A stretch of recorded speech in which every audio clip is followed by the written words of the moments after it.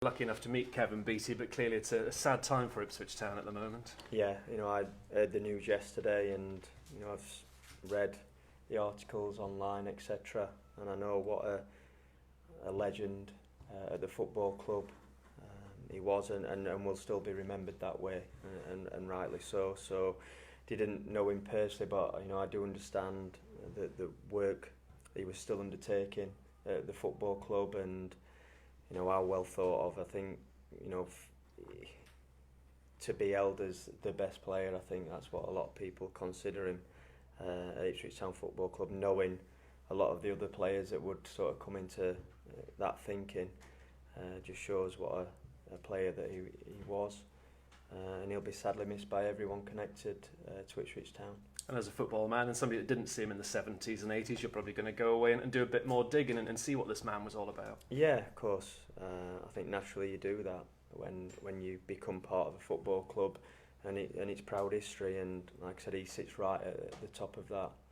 And his thoughts are with his family at this very, very sad time. It'll be an emotional night. It'd be nice to get the 3 points for him as much as anything. Yeah.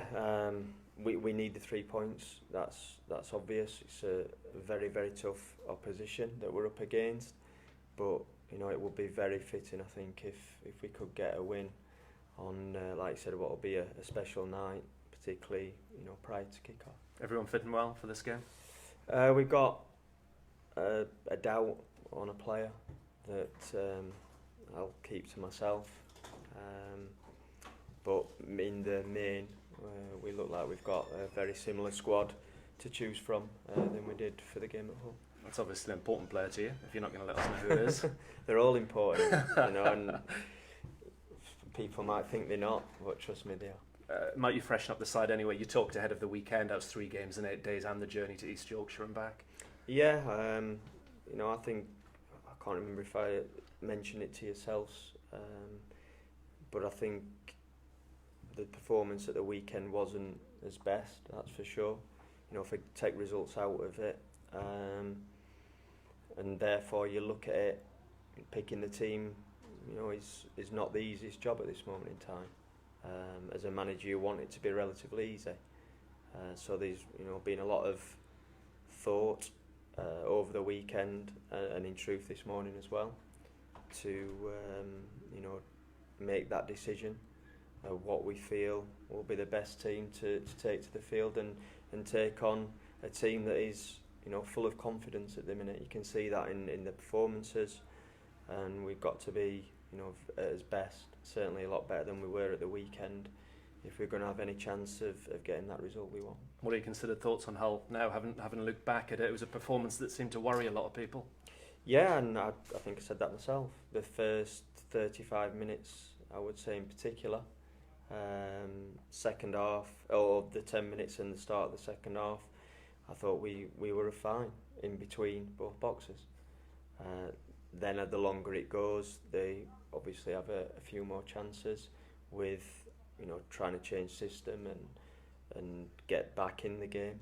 So that, to a degree, you're not happy about it, but I think you can clearly understand perhaps a reason why. But yeah, overall it was a game that we were going into that we felt we got a good chance of winning, and the performance wasn't good enough to allow us to make that happen. And a frustration, did you go away thinking, what more can I do? Something you alluded to post-match, and Luke Chambers certainly did in terms of the preparation. He thought was A1 standard, but then that happens come 3 o'clock when the boys cross the line. And that's what it comes down to. No matter who's sat in this, and people, I've just been watching a documentary on another sport, and there's some guy comes on and says it's all to do with the coach, and then the next breath he talks about how they've got the best squad because the recruitment's changed, and suddenly they've got the best players available to him. I'm thinking about previous managers before this coach who would have loved to have that at their disposal. Whatever it is, players execute what you're asking of them when they go out there. And I think the frustration so far this season has been a lot of the goals we've conceded have been avoidable. There've been a lot of sort of individual mistakes, and on the other side of that, we haven't made the most of opportunities that have been in front of us. We've actually got into positions where, the end story could be a lot different. But that's, comes down to perhaps confidence as the more that goes on. Obviously quality at times. But, I'm a big believer in players are the ones, as a manager, when you're winning, you get the pat on the back and the praise. But, again, a lot of that deserves to go to the players when that's happening. And perhaps like in society in general in 2018, patience seems to be in short supply and negativity is creeping in. You couldn't have expected that still in your honeymoon period here. I wouldn't say I wouldn't have expected it. I would hope that it wasn't the case. But you've heard me say it many times, I'm a realist. I'm not going to bury my head in the sand.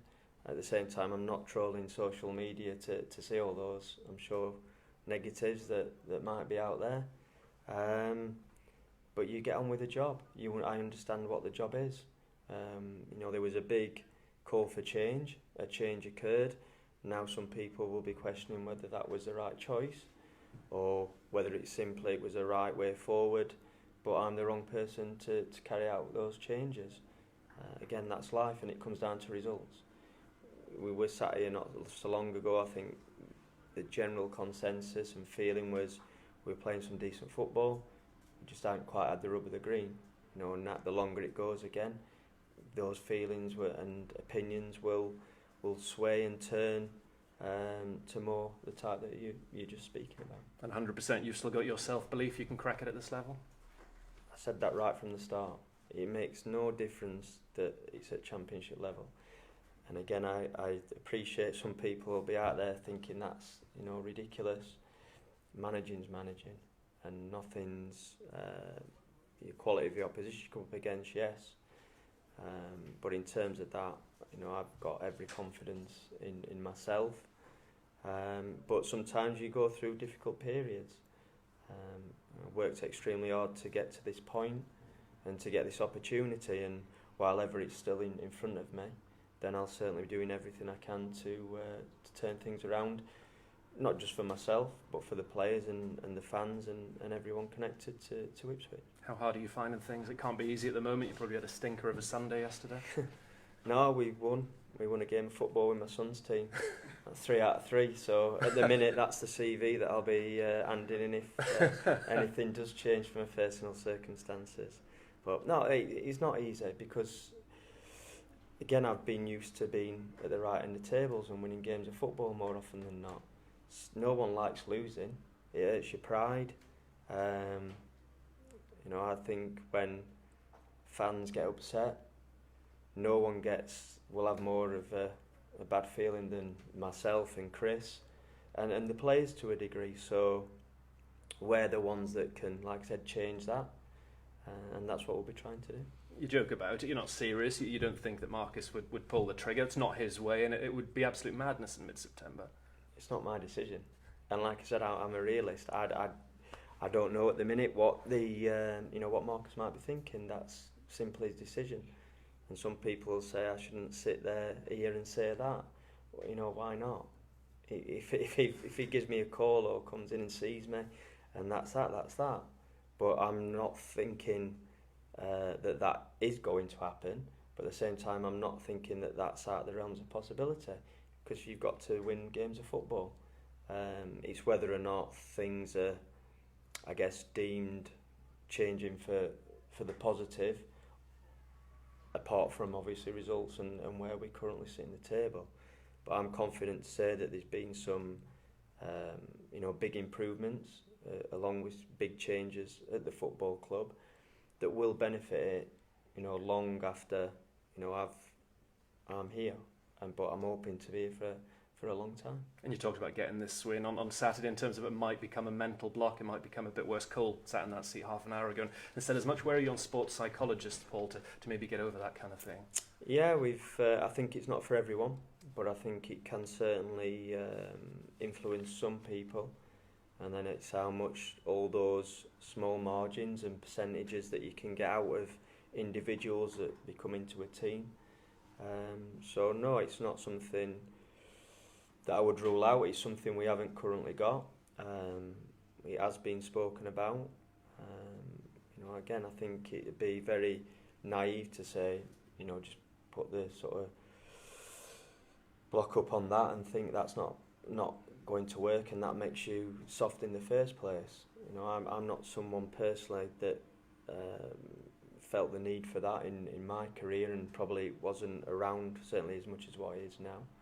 But at the same time, I understand that everyone's different, and if it, get to that point where we feel that's again something we can utilise, then I'll have a look at that. I get the impression you're very impressed with the way that Brentford go about their business, whether it's recruitment or the performances they put out on the field. They've got something right there without spending millions of pounds. They've spent a little bit more than perhaps people first think, but without having clearly the biggest budget or anything. But it's more the a lot is made of perhaps some of the particularly the foreign market that they've used. But at the same time, I think if you look, they've still got quite a few lads that are English based or homegrown sort of thing. Just I've used a phrase out there, a well-oiled machine is how they look at the minute. Everyone clearly knows their role in the team, and individuals are playing with a lot of confidence, and you put all that into the mix, and that again makes for a good team and a difficult challenge in front of us.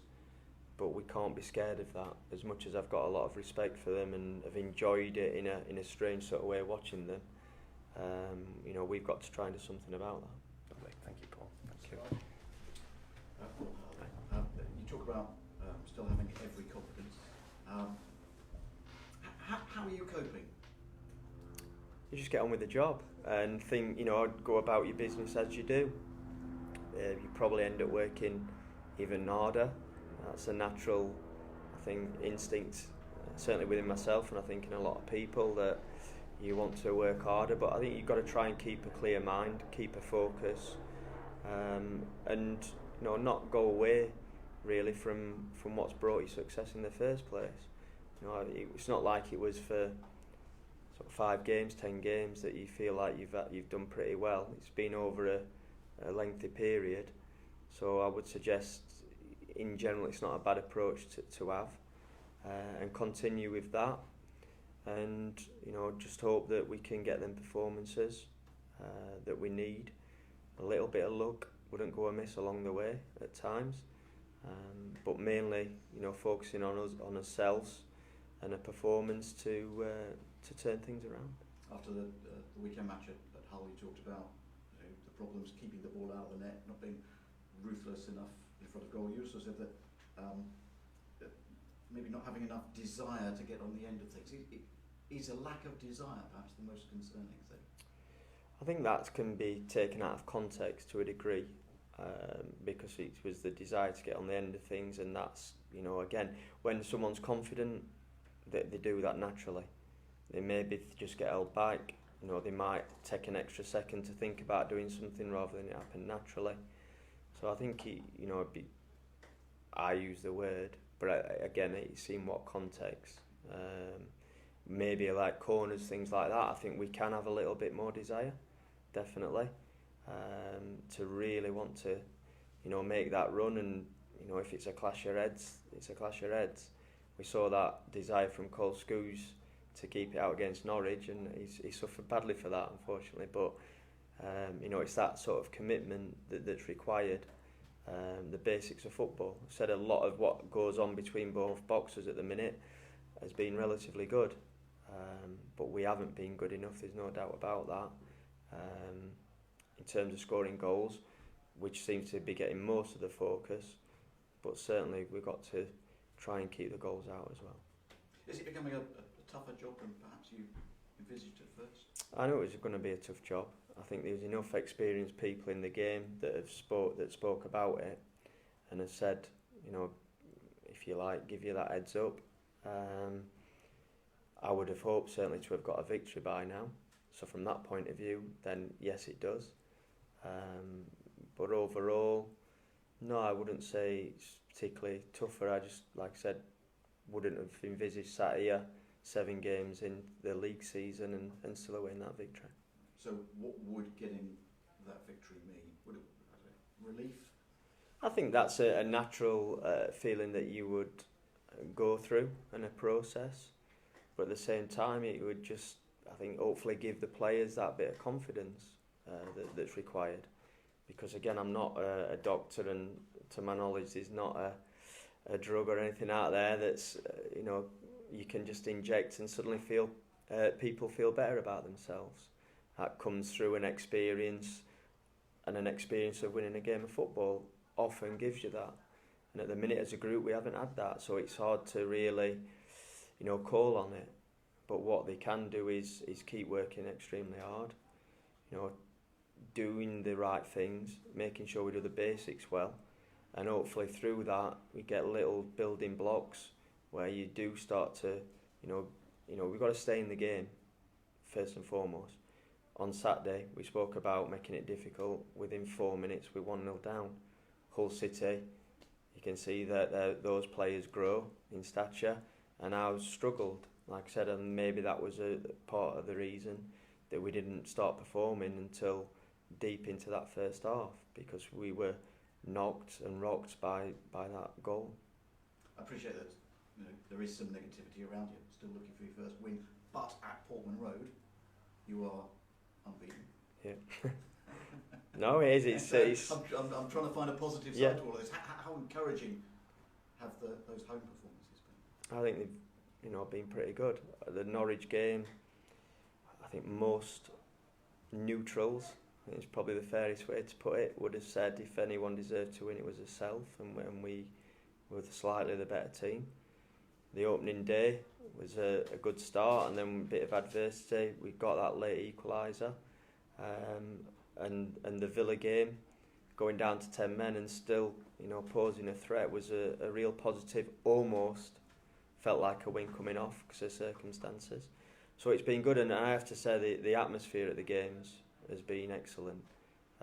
Everyone spoke about that, so we want to try and keep that going. Tomorrow night we spoke about Kevin Beattie. I'd like to think it'll be a good turnout for that alone. Maybe a different feel initially at the game, but then it's the first midweek game we've had under the lights, and often they can be special at football clubs, and we'll need a special performance, as I've alluded to, because of who we're up against. But you're right, at home we've I think performed well, if not quite getting over the line to get that victory. You mentioned Kevin Beattie. I mean, people are talking about some long-term memorial, perhaps. Is that something you think the club should consider? Well, I think I haven't been here long, but I've seen how some of its special people in its history have been commemorated here, and I think that would be a fitting gesture again. I'm sure that that's something that will be looked into if it hasn't been already, because there's no doubt, just straight away listening to and seeing views from fans, what a special talent Kevin was, and how he was thought of. So I'm sure that's something that the club will look at. Yes, wish you well. Thank you. John? Yeah, just on the Kevin Beattie note to start with, Paul, I just wondered, you've probably found out about his playing prowess and what a great player he was. I just wondered what sort of value you put on him in today's sort of bloated market. How much would he be worth, a player of Kevin's quality in his heyday? Well, certainly a lot more than we could afford, and I'm sure we could do with him at this moment in time. But no, look, I guess he'd be right up there, wouldn't he? I lose track of the figures; they're that ridiculous, to be honest. But no, certainly a lot of millions, that's for sure. And tomorrow night is the perfect chance, isn't it, really, to put on a great show for Kevin? Yeah, I said it would be a fitting evening, because I'm sure with his relationship with the football club, and he'd be looking down and desperately hoping that we can get that win, and he wouldn't be thinking it's for him, but it would be nice to be able to get that victory and then dedicate it to someone that's so special to this football club. I know it's still early days, but how important are these next 2 home games for your future at the club, really? Because it's the tricky first one, second one a bit easier, but the big games aren't for you. I don't think any of it are easy. I think in this league they're not anyway, and certainly not because of where we currently find ourselves. In terms of my future, again, I don't know. That's not for me to say. I can tell you, I'm definitely going to be here in 50 games time, and then Marcus might decide I'm not after one game.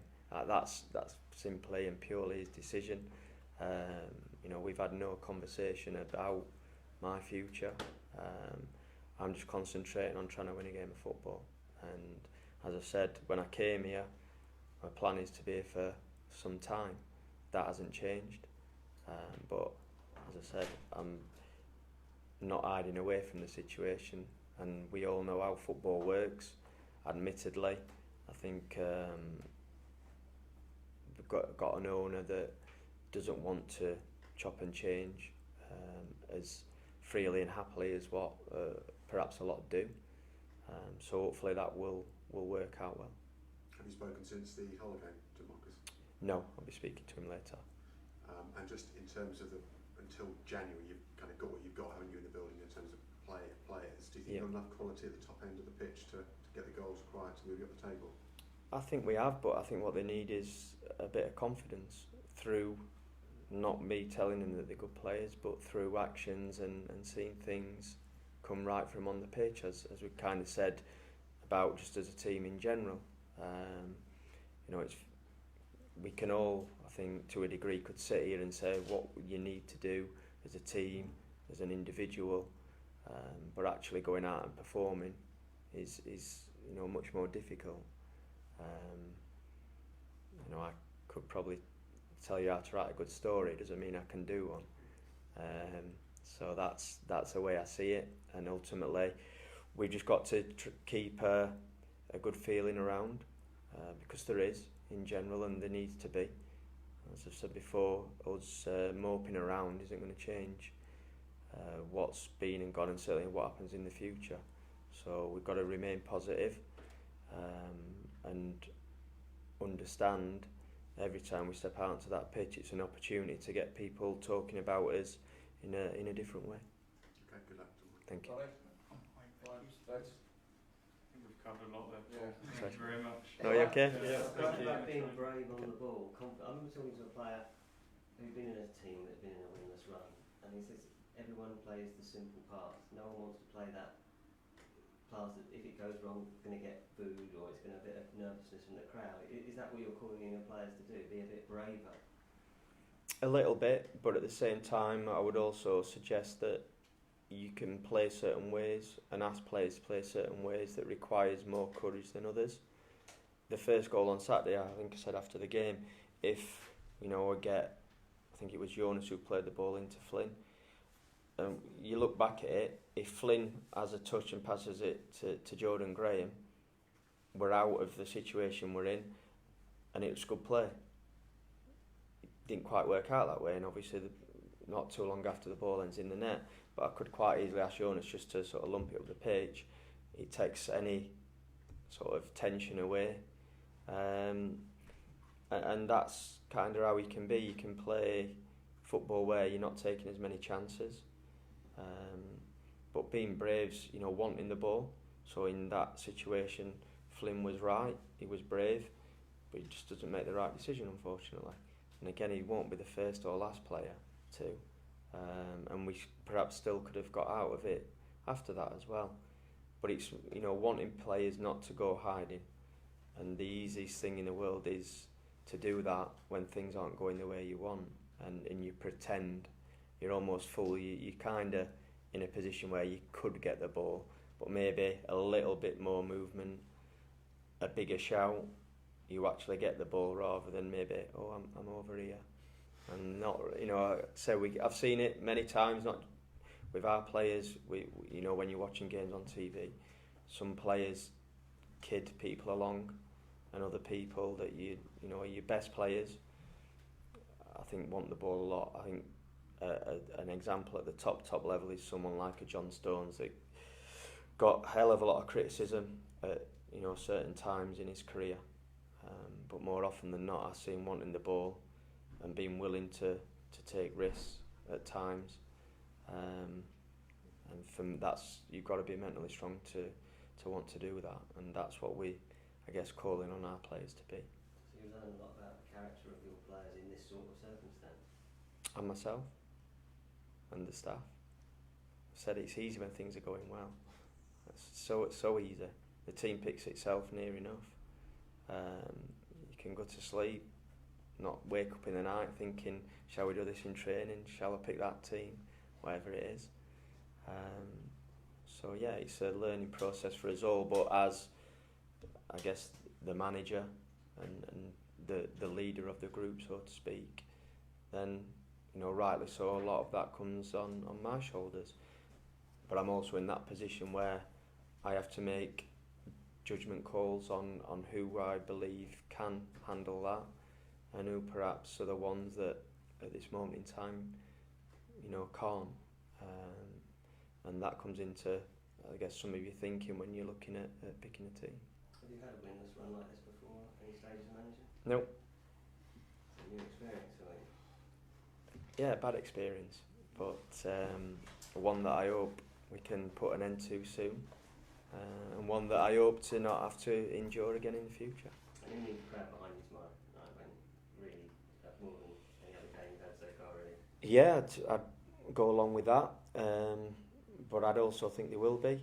If I've misunderstood something or not been made aware of something, then I'd apologise, but I've said that the fans at the weekend, I'm sure there were some disgruntled ones, as in watching it at times, but I have to say so far this is the best set of fans that I've managed in front of, in terms of how they've backed the players and how I haven't heard that negativity that can quite quickly come. And I know that again they'll be frustrated, because I am, because we want the same things, albeit I'm in the position where you're seeing it and working on things to try and make it happen more. As a fan, you're just putting your loyalty out there and turning up and hoping that the team can deliver. So we want the same things, and I'd be amazed if it's not that way tomorrow evening. Right, that's Are you having sleepless nights? Is it keeping you awake? No, I wouldn't say it's I'm not sleeping, I'm sleeping, but it's often the first thing that's in your head. But in fairness, I've had that when things have been going well as well. That's just a passion for the job, and I guess it takes over your life, and sometimes family suffer from that, and my wife would probably be the first to say that. All right, thank you. Thank you. Cheers. Cheers. Thanks.